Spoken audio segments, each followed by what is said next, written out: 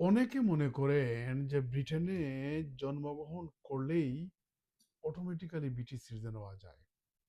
এটা অনেকে না জেনে মনে করেন এবং অনেকে আমাদের কাছে জানতে চান। দেখেন, একসময় ব্রিটেনে আইন ছিল যে এই ভূখণ্ডে বা এই ভূখণ্ডের জাহাজে জন্মগ্রহণ করলে automatically by birth British citizen হওয়া যেত বা যাবে।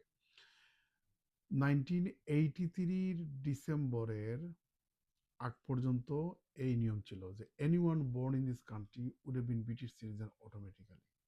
কিন্তু 83-র পরে নিয়মটা বা আইনটা হলো যে এদেশে জন্মগ্রহণ করলেও সে অটোমেটিক্যালি ব্রিটিশ সিটিজেন হবে না, সে তার মা বাপের স্টেটাস অনুযায়ী স্ট্যাটাস পাবে। এখন এদেশে জন্মগ্রহণ করলে অটোমেটিক্যালি ব্রিটিশ হওয়ার জন্য দুইটা শর্ত।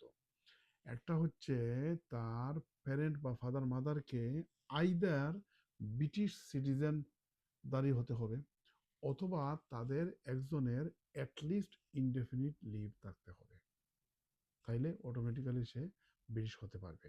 আর আরেকটা হচ্ছে কেউ যদি ইউকেতে জন্মগ্রহণ করে কন্টিনিউয়াস 10 ইয়ার্স পর্যন্ত এখানে বসবাস করে, তাহলে অটোমেটিক্যালি ব্রিটিশ সিটিজেনের জন্য যোগ্য হবে। তো মুদ্রা কথায় জন্মগ্রহণ করলেই অটোমেটিক্যালি ব্রিটিশ হওয়া যাবে না। যেমন কারো প্যারেন্টস যদি এখানে অবৈধ থাকেন, ইরেগুলার ইমিগ্রেশন স্ট্যাটাস থাকে বা ইলিগেল থাকেন, তাহলে বাচ্চার জন্মগ্রহণ করলে অটোমেটিক্যালি ব্রিটিশ হবে না।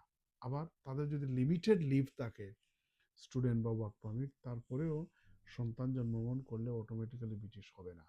অটোমেটিক্যালি ব্রিটিশ হতে হলে দুইও প্যারেন্টসের যে কোনো একজনকে অ্যাটলিস্ট ইনডেফিনিট লিভ থাকতে হবে, অথবা ব্রিটিশ সিটিজেন হতে হবে তাদের দুজনের একজনকে।